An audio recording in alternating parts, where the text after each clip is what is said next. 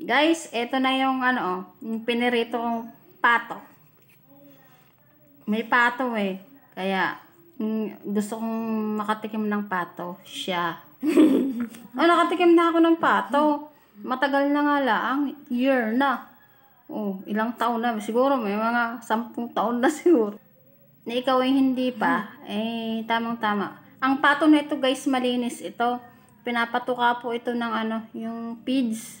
Kaya pwede siyang kainin. Malinis siya na pato. Sabi ko gusto ko na patikman ng pato. Kaya, yung iba pinirito ko. Dami kasi kulang 2 kilo guys. Ang isa. Ngayon, pinirito ko yung hita. Eto na guys,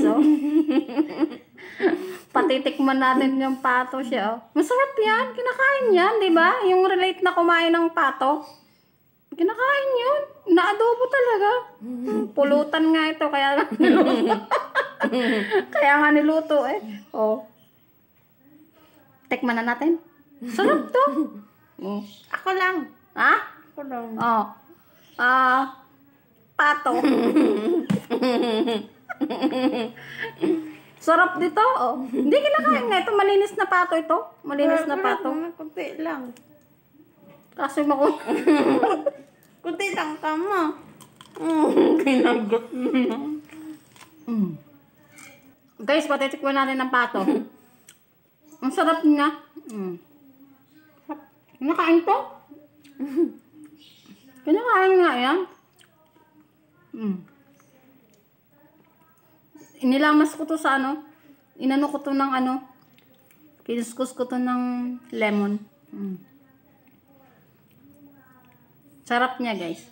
Kain tayo guys. Sino relate na kain ng pato? Sarap no? Ano lasa? Manok. Hindi ko. Ano lasa? Sarap no? Prito. Pinirito ko kasi. Masarap kaya. Hindi siya malangsa kasi inano ko siya ng lemon.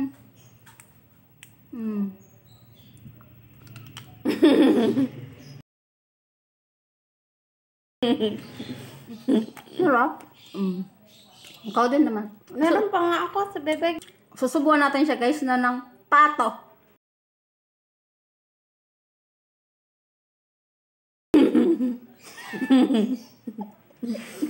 Sarap na. Opo. Masarap nga pato. Sarap ito na may malamig na sunmig light. No? Guys, pato. Isa pa. Kakain pa ito. Subukan ulit natin. Sarap. Na. Opo. Guys, hanggang dito na lang po. Thank you for watching. Napakain din siya ng pato. God bless.